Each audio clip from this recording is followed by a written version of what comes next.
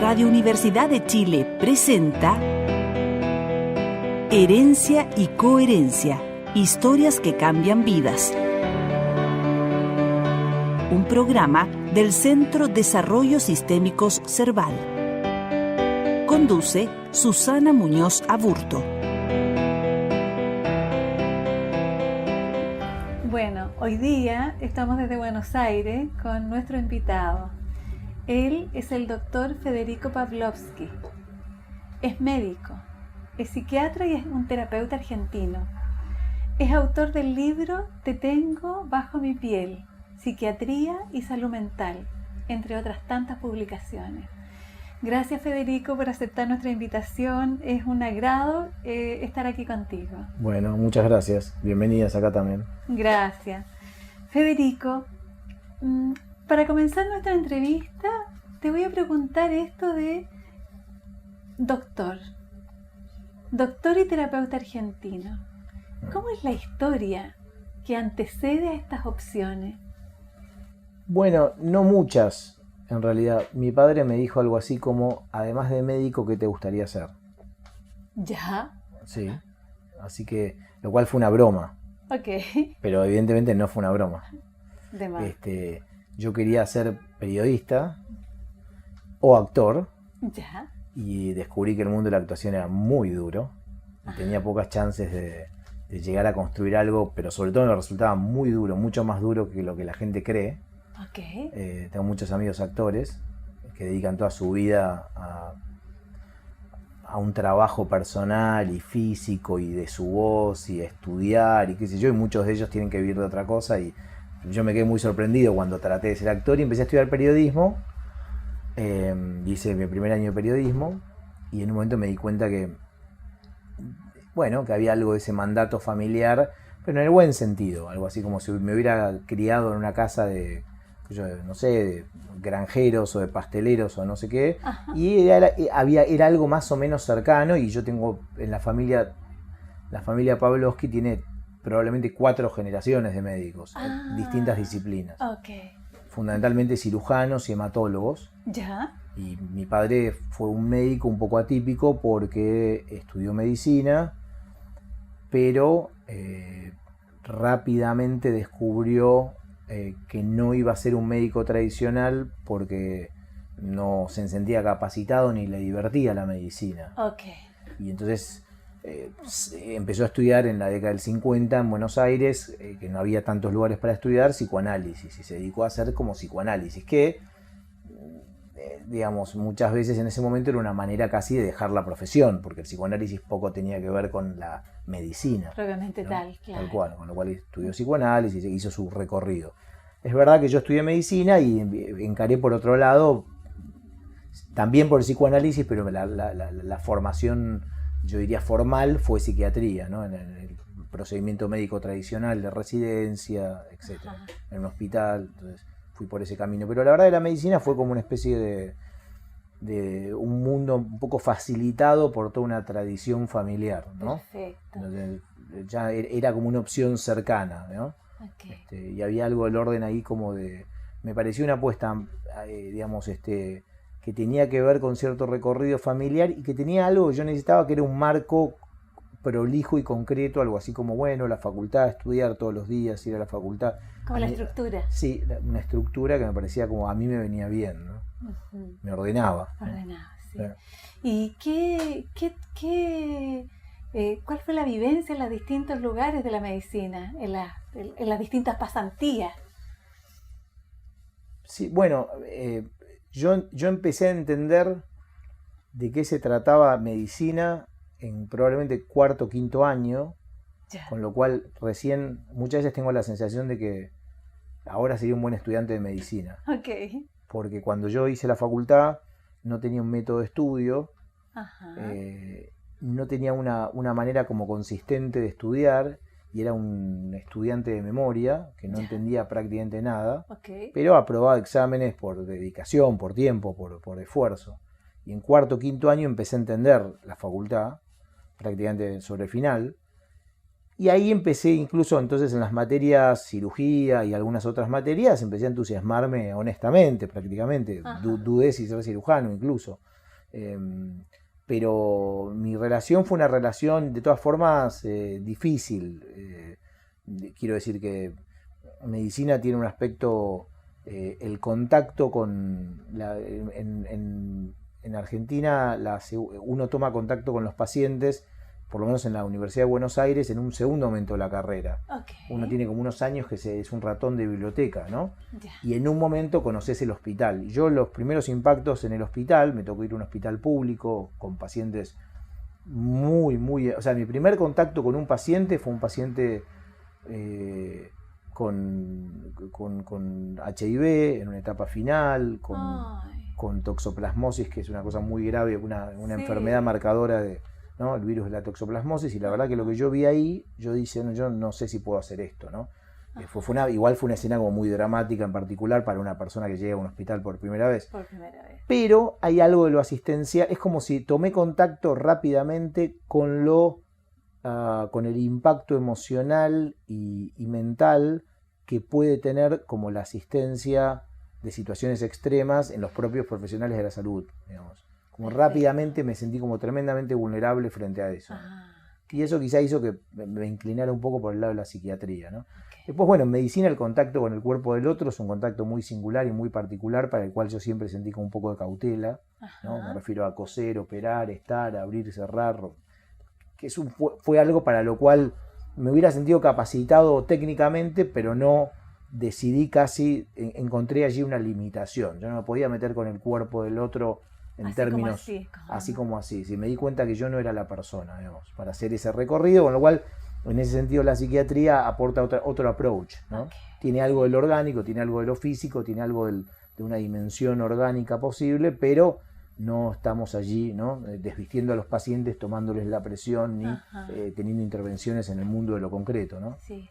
Es interesante eso. Y en ese sentido, Federico, ¿qué significa el cuerpo humano para ti? Bueno, en mí genera una cosa de mucha cautela, de mucho cuidado, no, justamente casi que, ¿no? Como, me parece a mí que es una, como por un lado, ¿no? La belleza y la dimensión como lúdica y estética, ¿no? Que eso para mí está muy presente, pero digamos, por otro lado, el terreno como no sé, me gustan los deportes, y para mí el cuerpo tiene algo allí como de la potencialidad, como de llegar con el cuerpo de uno a límites que uno que racionalmente no llegaría. Me interesa mucho la experiencia, particularmente del maratón, como experiencia atlética, pero sobre todo psicológica, casi te diría. Sí.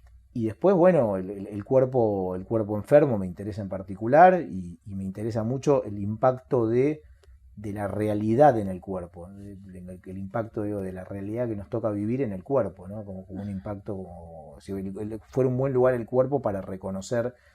Y por otro lado, en salud mental en particular, el cuerpo olvidado, es decir, el cuerpo no como un lugar pasivo, intrascendente, sin lugar a que el cuerpo tenga un determinado protagonismo, porque hay un predominio, una lógica y una predominancia de lo oral, de lo intelectual, y el cuerpo queda allí como, ¿no? Como relegado, a tal punto que en general las prácticas corporales o que incluyan al cuerpo quedan como prácticas, simpáticas, bienvenidas, como qué sé yo, como hacer muffins, ¿no? Está muy bien, nadie se va a oponer a que hagas muffins en un hospital. Hace muffins, hace algún ejercicio psicodramático, hace algún ejercicio de... Pero, qué decir, lo importante es el lenguaje oral, las interpretaciones, las racionalizaciones, los esquemas de medicación, los diagnósticos. Es decir, el cuerpo está como muy olvidado en medicina en general, digamos, ¿no? Sí, interesante. Federico, ¿y del periodismo? ¿Con qué te quedaste de tu exploración en el periodismo? Bueno, digamos, para mí es muy importante, muy importante. Soy un periodista, o sea, creo que es como, creo que cierta,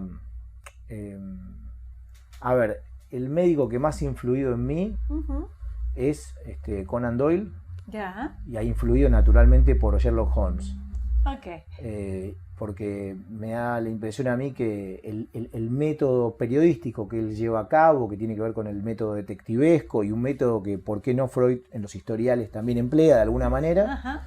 Como si hubiera sido lector de Conan Doyle, cronológicamente no sé qué fue antes o después, pero la verdad es que yo tengo la sensación de que hay algo del orden del periodismo, de la investigación, de buscar determinados temas, investigarlos y tener cierta soltura y cierta flexibilidad en poder pasar de un tema a otro y no por eso perder solemnidad o seriedad, pero a mí hay algo del orden del periodismo. Yo creo que la salud mental tiene algún nivel de problema en donde habitualmente tanto los profesionales de la psiquiatría, muchas de los psicólogos también, Ajá. están perdidos en discusiones a veces extremadamente biológicas o a veces extremadamente conjeturas psicopatológicas atractivas, pero que con poco contacto con la realidad en términos de posibilidad de hacer diagnósticos e intervenir en la realidad. Me gusta mucho el periodismo, la capacidad que tiene de testimoniar, de denunciar, de señalar, de intervenir en la realidad Ajá. de una manera mucho más concreta y menos solemne. Es decir,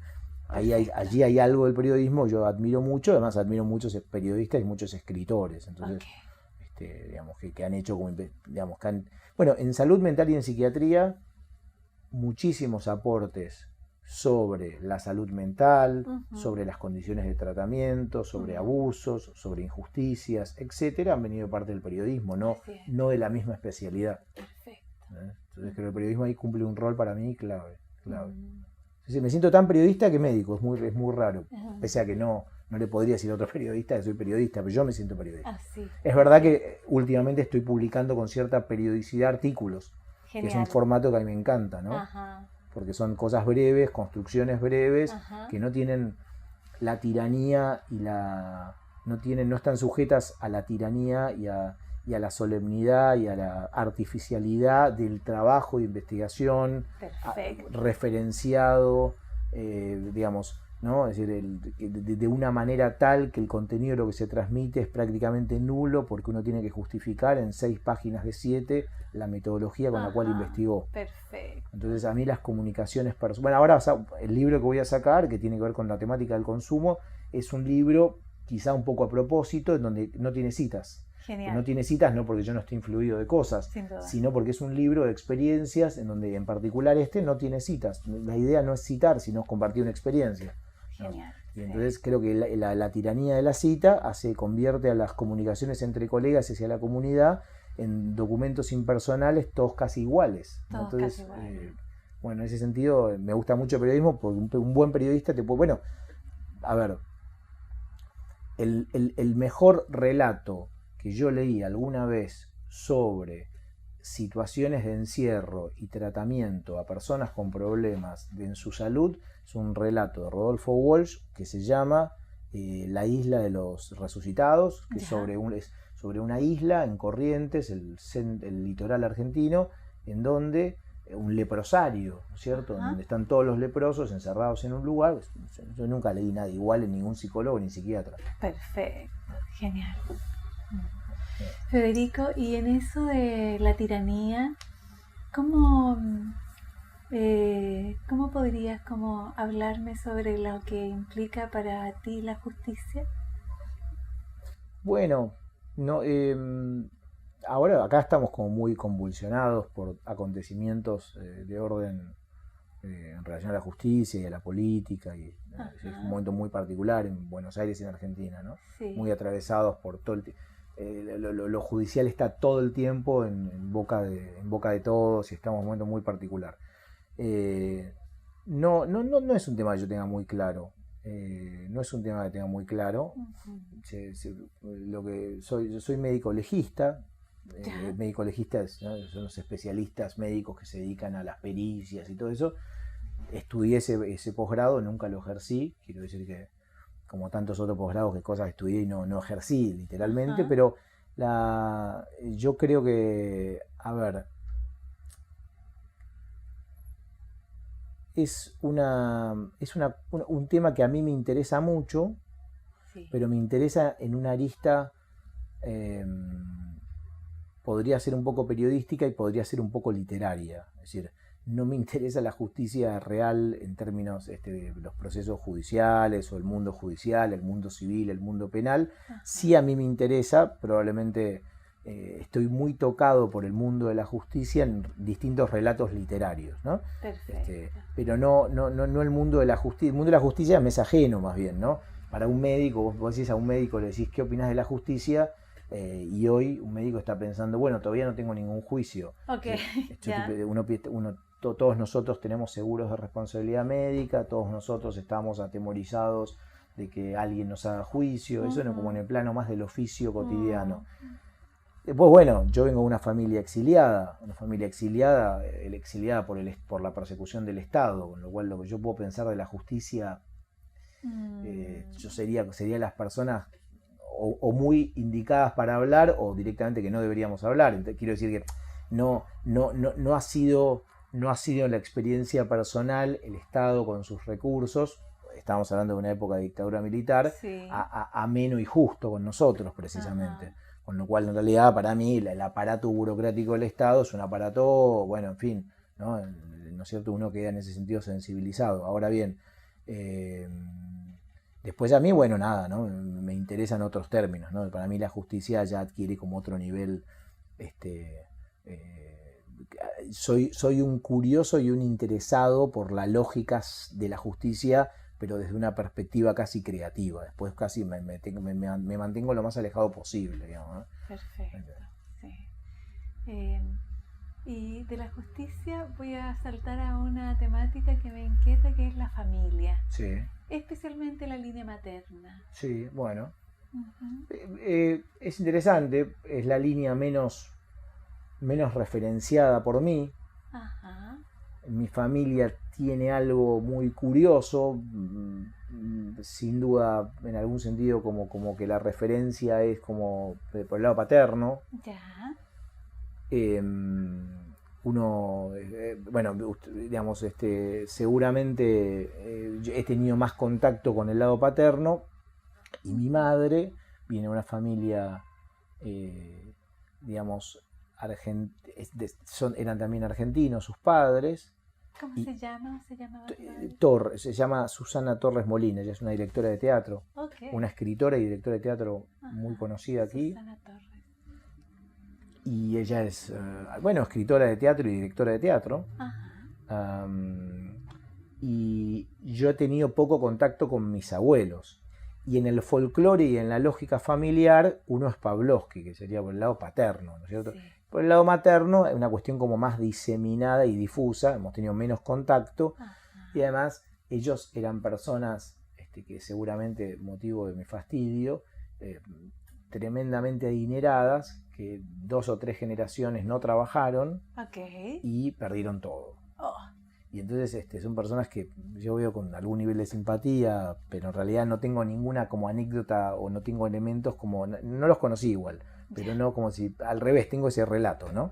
Entonces, y en cambio del otro lado hay como una historia de tradición, de logros intelectuales, sociales, lo que fuera, que es como si dijeras, en un ejercicio arbitrario y sesgado, dijeras, no, yo soy descendiente por acá, ¿no es cierto? Pero en realidad es simplemente un juego, ¿no? Ajá, sí. Más allá que llevo el apellido, se estilaba llevar el apellido del padre, ¿no? Es una cuestión legal, no elegida por mí, ¿no? Entonces, pero sí, por el lado materno es muy curioso, porque eran personas que básicamente no trabajaban y llevaban una vida muy singular y muy particular, y tengo como relatos divertidos, pero no más que eso. No más que eso.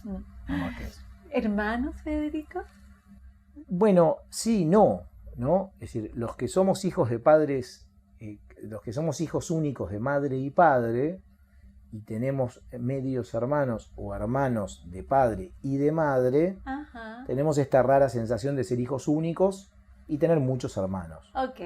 Yo tengo muchos hermanos y soy hijo único. Vale. Yo no viví con ningún hermano, no compartí vacaciones con ningún hermano, no compartí época de colegio con ningún hermano, prácticamente no compartí nada con ningún hermano, con lo cual me siento hijo único. Ahora. Tengo mucha gente que llamar en los cumpleaños.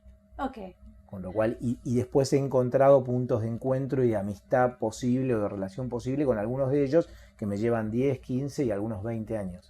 Yo soy el hijo menor de las dos líneas. Okay. Entonces, en realidad creo que, en rigor a la verdad, soy hijo único, pero tengo mucha gente que dice que es mi hermana. Ok, bien. ¿Y cómo recibieron tus padres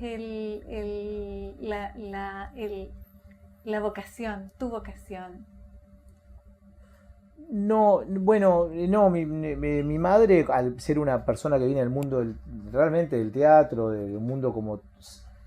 Mi padre se dedicaba al mundo del teatro y a la medicina, o particularmente a la psicoterapia de grupo, más que a la medicina. Ya.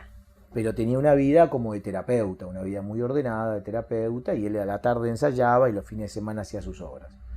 Mi madre, un formato mucho más, digamos, propio de una escritora de teatro que trabaja todos los días estudiando o escribiendo y directora de sus obras de teatro. No, digamos, no podría decir, a mi madre yo creo que sí, mi madre es un caso real en donde si yo le hubiera dicho quiero ser casi cualquier oficio hubiera estado bien.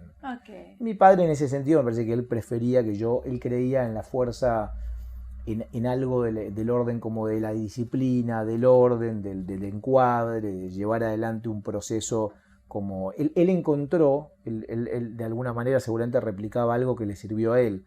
Él encontró que que a él le sumó mucho como actor y como director de teatro ser médico, porque había desarrollado en él como una determinada disciplina que después él pudo sacar frutos para su creación. Okay. No en términos literales, sino en términos de encontrar un formato que le servía para lo que él quería hacer. Entonces me parece que algo de esto me trató de transmitir, como mirá, sé médico, haz ese recorrido, lleva ese camino y después mira, haz lo que quieras. Por eso el chiste de, claro. Che, además de médico, ¿qué te gustaría hacer? ¿No? Fue un chiste que yo creo que tuvo poco, yo creí que era un chiste incluso. Ajá, genial. Y en ese sentido, tu inclinación con la psiquiatría, así como describes este impacto, el primer impacto de ir a un hospital público y encontrarte con los cuerpos y las personas enfermas, ¿cómo fue tu contacto con la psiquiatría y la enfermedad mental? Si se puede decir así. Sí, claro. Bueno, primero fue a través de la literatura primero, ¿no? La literatura seguramente tuvo su primer contacto en mí. Y después fue a través del folclore familiar todos los días. O sea, quiero decir, mi padre atendía 5 grupos por día. Ya. Y digo, es como si fuera un taller mecánico en un punto. Hablabas de eso, no de los pacientes, pero del fenómeno, del fenómeno, sí. De los fenómenos psicológicos, de las crisis, de la gente que moría, de la gente que se suicidaba, de la gente que pedía ayuda. Para mí, yo me crié en eso. Digamos. Yo me crié en camarines de teatro y en relatos de grandes terapeutas o de grandes terapeutas de grupo y grandes psicoanalistas sobre sus casos clínicos. ¿No? Entonces yo me crié ahí, no era tan raro para mí. Ahora, cuando vos empezás a atender a pacientes o a tener contacto con pacientes, seguramente aparece algo del orden como de la responsabilidad y del temor de poder ayudar o no, o de poder incluso empeorar la vida de alguna persona que está en una crisis. Y ahí aparece una dimensión de la responsabilidad que complica mucho las cosas, con el agregado de que muchas veces los médicos o los psiquiatras que empiezan a atender en instituciones les tocan los casos más graves. Ay, sí. Con lo cual es un juego bastante peligroso y no siempre tienen el nivel de monitoreo, supervisión y acompañamiento ideal. Muchas veces vos estás enfrente, sos un médico que sabe un poco de medicina, nada de psiquiatría, estás estudiando en simultáneo psiquiatría y tenés enfrente un paciente con una crisis psiquiátrica de verdad y la verdad es que muchos médicos no saben qué hacer, ¿no? Sí, es como... sí. Bueno, además saben qué hacer, o por lo menos creen que saben qué hacer, que es la respuesta de la psiquiatría tradicional refleja de las últimas 2-3 décadas, que es la ilusión de la medicación, en términos de la medicación como respuesta a todo, en ese sentido, digo, ¿no? Así es. Bien. Y en ese sentido, el autocuidado de los profesionales, el miedo.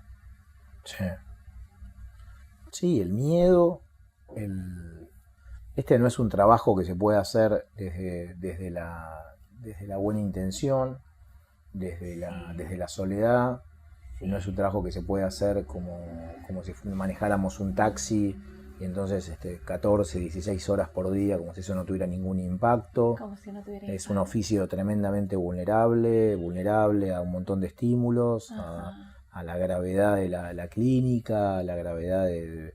O sea, Sí. quiero decir que yo creo que las personas que se dedican a trabajar en salud mental son personas que están tremendamente expuestas a un montón de variables muy complejas. Ajá. Y yo creo, no tengo la sensación de que no son del todo conscientes están manejando, es decir, es como si vos manejaras líquidos explosivos. Yo no creo que haya, creo que es más, creo que muchos terapeutas y psiquiatras no tienen incluso espacios de automonitoreo personal. Sí. Muchos psiquiatras te preguntan hoy en Buenos Aires, ¿por qué yo tengo que hacer terapia? Ajá. ¿No? Y te preguntan Sí. en serio, ¿no? Y te preguntan en serio. Sí, claro.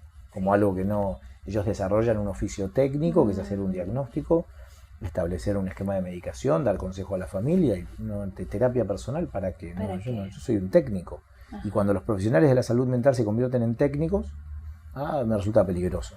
Resulta peligroso. Sí. Bien, Federico, vamos a hacer una pausa y vamos a volver en unos momentos. Bueno.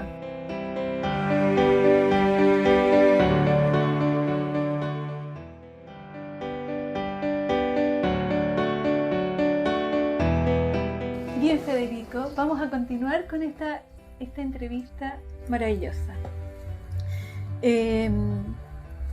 A propósito de la tecnificación de determinados profesionales de la salud mental o de cualquier ámbito, a propósito del riesgo que eso implica, ¿cuáles son los riesgos que tú percibes que implicarían personas formadas en el ámbito de la salud mental, psicólogos, psiquiatras y otros, que se transforman en sujetos técnicos donde el autocuidado no entra?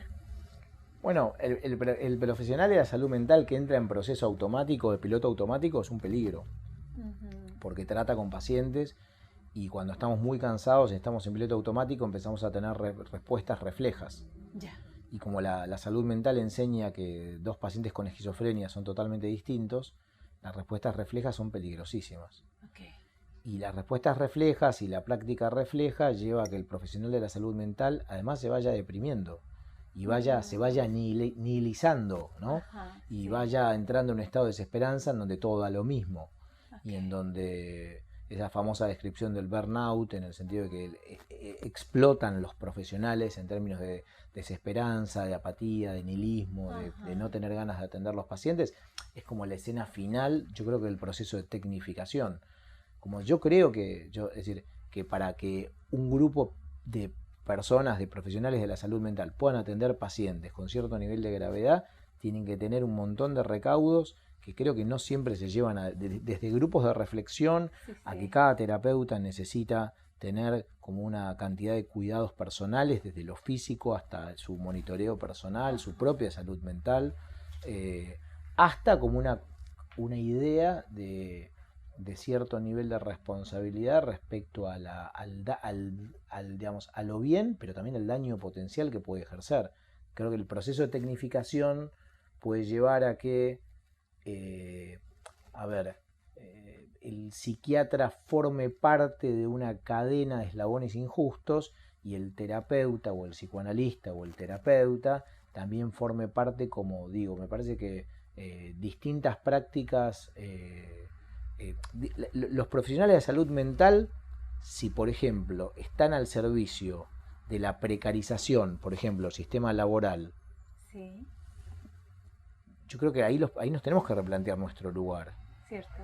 Si yo quiero que una persona que está deprimida porque perdió el hijo, lo quiero tratar para que rápidamente salga de esa depresión, para que vuelva rápidamente a trabajar, pero en realidad lo que me preocupa es que vuelva rápidamente a trabajar porque el que me contrata es el de la empresa. Quiero decir, hay muchas situaciones en donde los profesionales que se dedican a la salud mental tienen que hacerse como un planteo respecto al servicio de quien están trabajando. Y creo que en fin, creo que la tecnificación tiene un peligro en este sentido, como que se despoja de cierta lectura simbólica y política de la realidad y uno está al servicio como de una técnica. Entonces después llegan los informes de la CIA, del FBI, que se desclasifican y se publican, Y la verdad es que vos encontrás una larga lista de profesionales, de psicólogos y psiquiatras que han intervenido en situaciones que a priori uno consideraría imposibles y sin embargo allí están, buscando como las técnicas necesarias para que una persona confiese, las técnicas necesarias para que una persona... Sí, me parece muy interesante en este sentido, es decir, cómo las personas que se dedican a salud mental al mismo tiempo son personas que pueden tener como una capacidad que no monitoreada también puede producir daño. Ese es el punto central, no la anécdota de la CIA, que no importa. Sí, potente. Y a propósito del autocuidado, el trabajo de los grupos, ¿qué han significado para ti los grupos a lo largo de tu proceso, formación, trabajo? Bueno,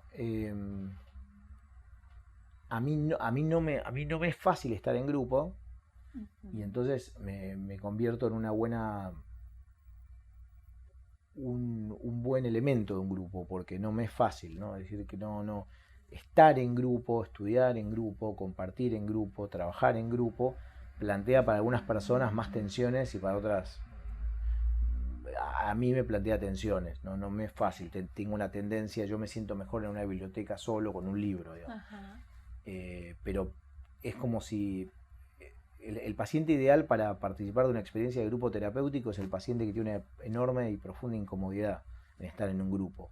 Muchas veces la gente se confunde y cree que tiene que derivar a un paciente a un grupo porque se va a sentir cómodo en el grupo. Yo lo que pienso es que ese paciente que haga terapia individual. Ahora, si una persona se siente muy perturbada frente a la idea de hablar con extraños, con desconocidos, que a los 2-3 grupos ya no son desconocidos, pero que muchos pacientes encuentran en esa incomodidad una enorme posibilidad de trabajar aspectos de su personalidad y de su vida en grupo. A mí el grupo significa no soy un grupalista, no soy un enamorado de las prácticas grupales, no es lo único que hago, pero a veces me resulta incomprensible la subutilización de la herramienta grupal en escenarios en donde tiene una altísima eficacia. Perfecto. Ejemplo, si ustedes van a la inmensa mayoría de hospitales de Buenos Aires, que tiene una enorme tradición antes de la dictadura de prácticas grupales, la dictadura cerraron los servicios, echaron a la gente y un montón de prácticas las aniquilaron. ¿No? Entonces, si ustedes van a los servicios hoy, van a encontrar que si ustedes preguntan, ¿acá hacen terapia de grupo? Casi ningún hospital tiene terapia de grupo.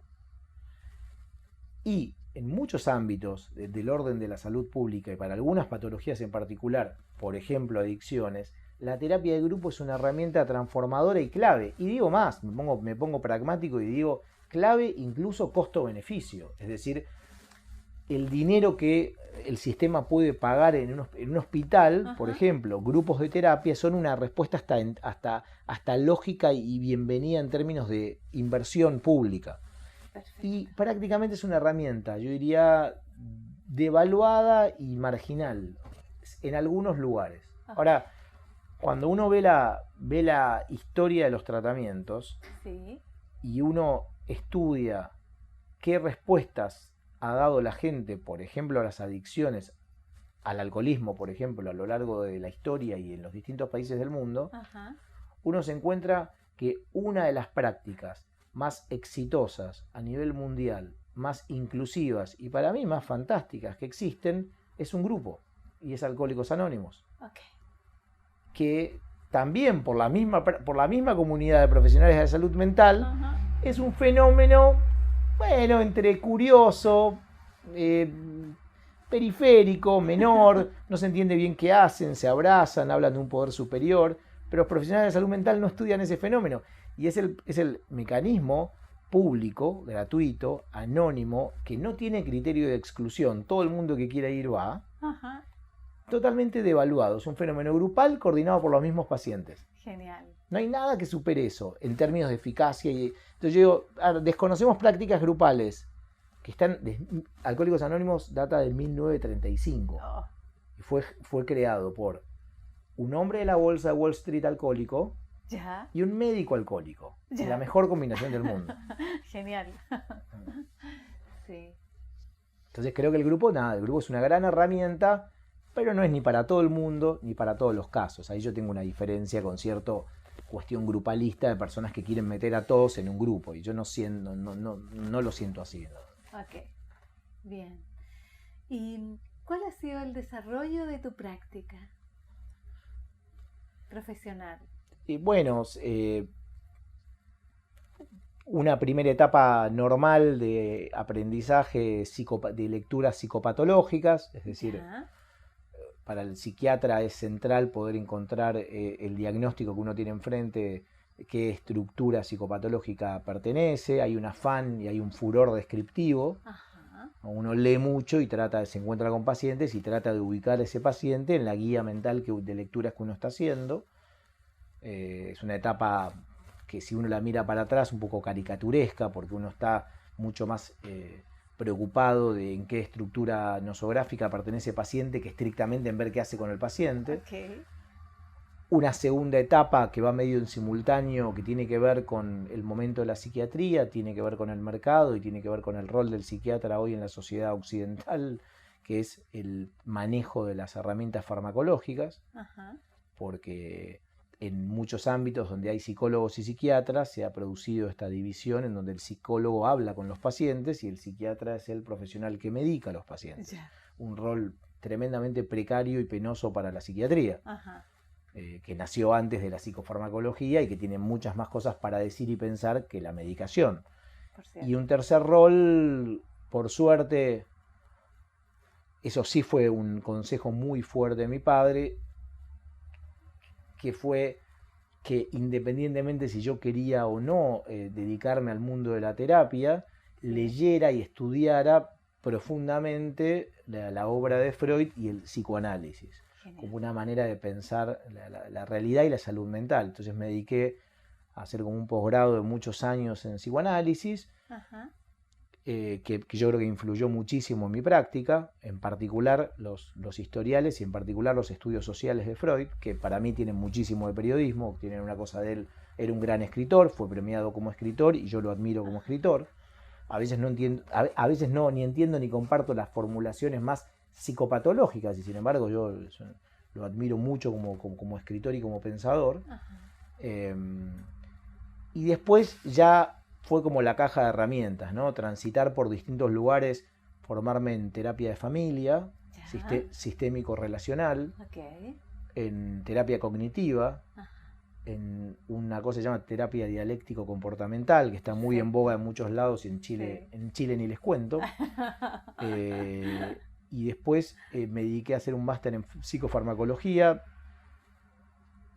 y hice medicina legal creyendo que yo iba a ser un médico que iba a hacer pericias, qué sé yo, y en la mitad del posgrado me di cuenta que no tenía esa disposición a leer expedientes, a hacer pericias, a hacer escritos. Me resultaba muy aburrido. Aburrido. Muy tremendamente aburrido. Y después, bueno, en todo ese recorrido me fui enganchando por poco de casualidad, no tanto por elección, sino simplemente por algún nivel de comprensión del fenómeno más allá de lo que leía, con personas que tenían problemas de consumo de sustancias. Ajá. Que no fue algo tan elegido, es decir, fue algo que se fue dando por una especie como de atracción natural, en donde empezaban a llegar personas, yo no las rechazaba, trataba de ver qué podía hacer y fallé mucho. Tuve muchos años cometiendo muchos errores, fallando y fracasando mucho, pero con una particularidad de digamos, tratar de explorar por qué estaba fracasando tanto. En el error, entrar Sí, en el error. Sí, porque me dediqué a hacer como pruebas durante, bueno, sí, las sigo haciendo, pasa que cada vez son más puntuales, pero me dediqué a probar hacer solo psicoterapia, solo psiquiatría, solo medicación, derivarlos, llevarlos a Alcohólicos Anónimos, internarlos. O sea, realmente me dediqué como 10 años a probar todo lo que se me ocurría, hasta llegar a formular un dispositivo posible de tratamiento, que después ahora seguimos probando cosas, pero con un margen de error menor, ¿no?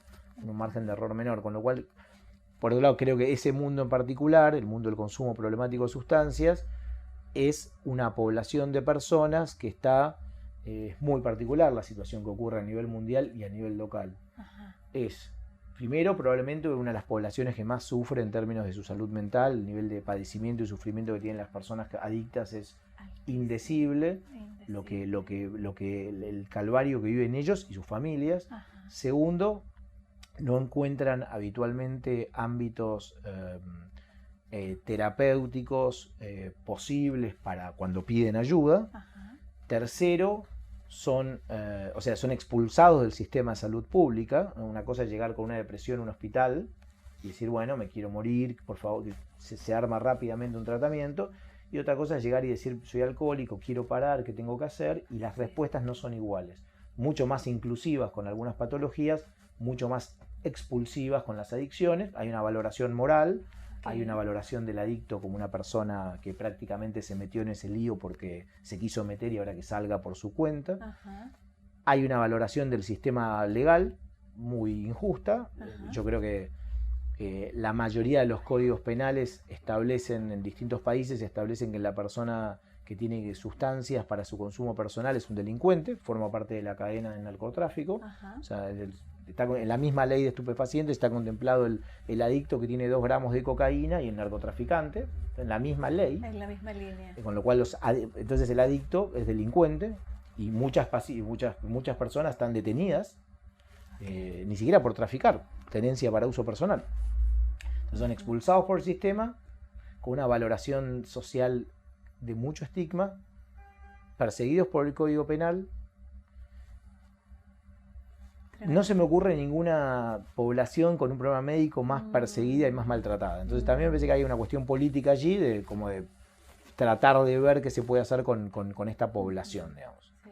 Y los profesionales además tienen poco entrenamiento y no saben bien qué hacer. Y bueno, y también es el público más frustrante para un psicólogo, para un psiquiatra. Son pacientes que tenés que entrenar tu capacidad de tolerancia a la frustración porque básicamente vas a fracasar, quiero decir, y te vas a frustrar. Entonces, es como, digo, la verdad que hay problemas en el mundo de la salud mental más agradables, ¿no? más en términos narcisísticos, claro, más sobrellevables. Tal cual. Sí. Con lo cual, pero ahí yo encontré como un lugar como me pareció una linda batalla, ¿no?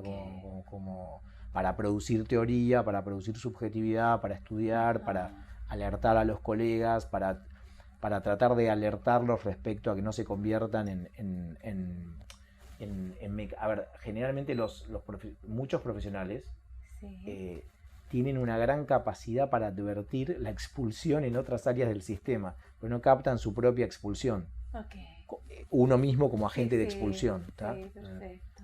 Me parece que es un área que a mí me llama mucho la atención. Que se le consumo de sustancias. Imagínense que según la ONU llegan uno de cada seis pacientes que tienen problemas con drogas llegan a pedir ayuda a alguien. Con lo cual todo lo que yo te estoy contando de la expulsión es como que la es en ese marginalización. uno. Imagínate el resto. ¿Sí? Imagínate los 5 de cada 6. ¿Dónde están? En la cárcel, muertos, a punto de morirse. O en esa cosa que tienen las sociedades muy curiosas, de golpe hay en una iglesia un grupo de 2 pastores y un asistente social y te encontrás un tratamiento genial. Y vas a un lugar y te encontrás con 2 madres haciendo en una casa hay como experiencias muy singulares, ni siquiera evaluadas por el Estado, porque son experiencias muchas veces particulares, ¿no? Y espontáneas, ¿no? No, y además, y una cosa también trasquear era el punto 4 o 5 de esa lista.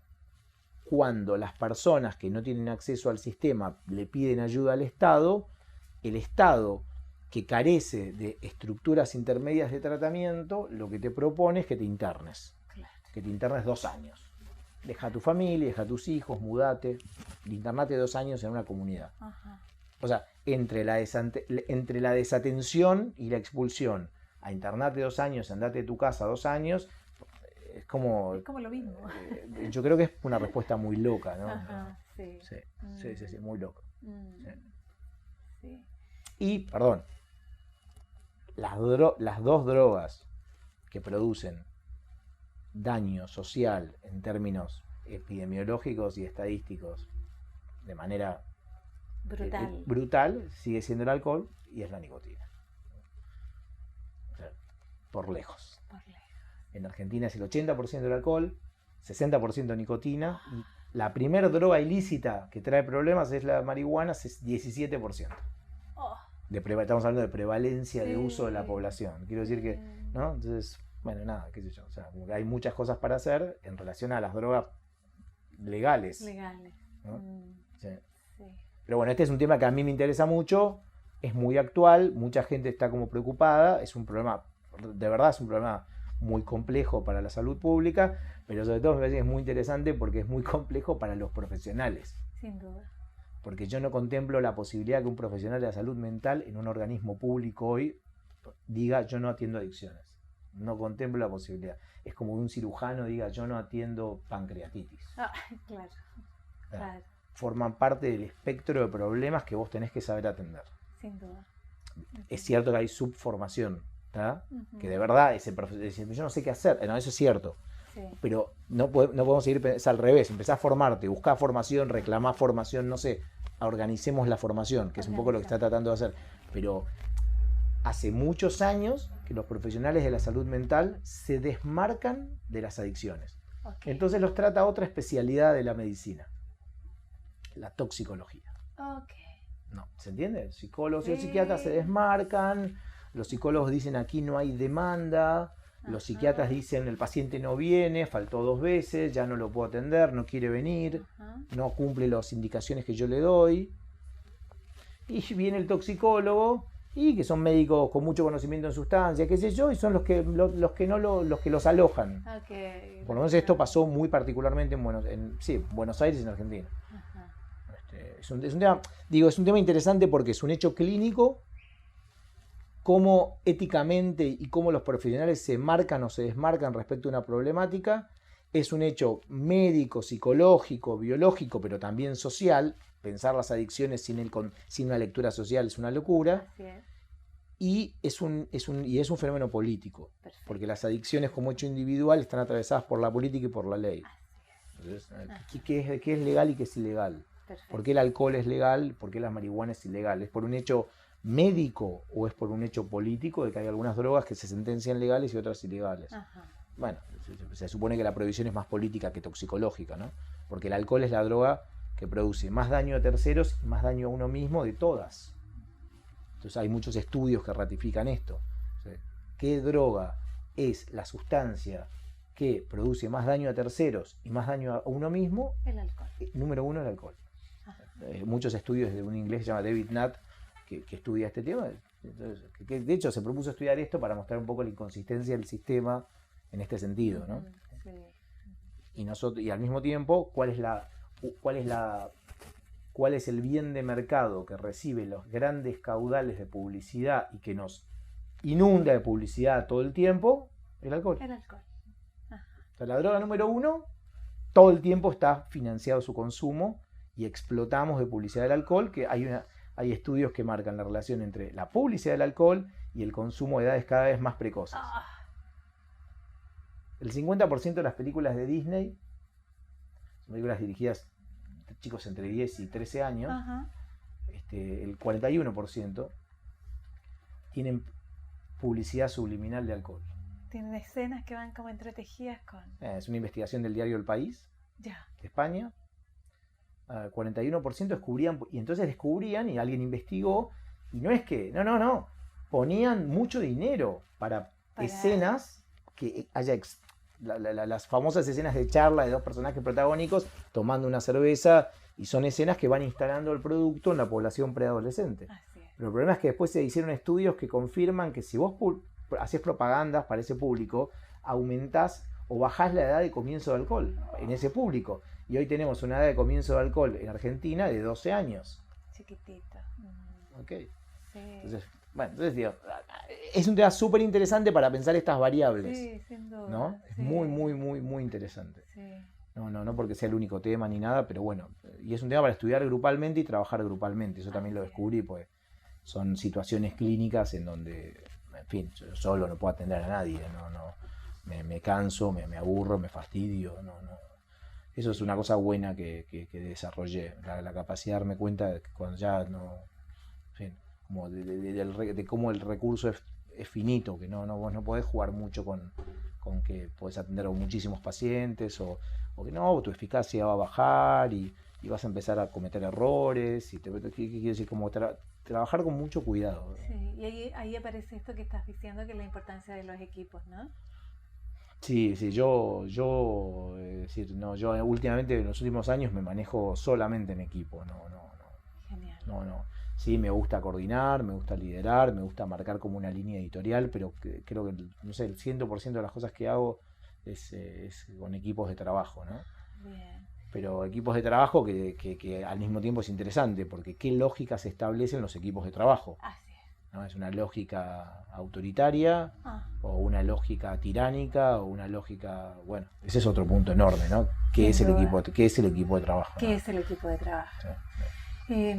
Federico, yo quisiera preguntarte, no quiero irme de esta entrevista sin preguntarte por los duelos y la elaboración de ellos. Y bueno, no he tenido tantos en realidad significativos, importantes. La muerte de mi padre sería el más importante. No, es un poco, me pasa lo mismo que por ahí con... son hechos, por ahí, bueno, algunos pacientes, ¿no? Que murieron, sí. ¿No? De eso también debo decir que los tengo particularmente presentes. Ajá. Hasta diría más a veces que el propio padre incluso, porque son situaciones que uno ha quedado como muy sensibilizado. Sí, bueno, te dedicas a lo que te dedicas. Sí. Acá la gente muere también y de maneras muy tristes a veces. Sí.